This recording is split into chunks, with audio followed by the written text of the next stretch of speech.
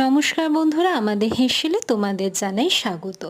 আজকে বানাবো গরমে খাওয়ার উপযোগী আরও একটি সুন্দর রান্না। প্রথমে কড়ায় তেল দিয়ে দাও, তাতে দাও 5 ফোড়ন, দুটো চেরা কাঁচা লঙ্কা, অল্প রসুন থেতো করে নেওয়া বা কুচি করা। তারপর সেটা নাড়াচাড়া করে নিয়ে দিয়ে দাও লম্বা লম্বা করে কেটে রাখা আলু। তার মধ্যে দিয়ে দাও নুন হলুদ পরিমাণ মতো।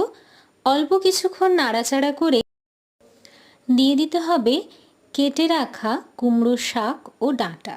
তারপর ভালোভাবে আরও কিছুক্ষণ রান্না করে নিতে হবে। তারপর দিয়ে দিতে হবে বেটে রাখা সাদা তিল। তাহলেই দেখবে কেমন খোলতাই স্বাদ হয়।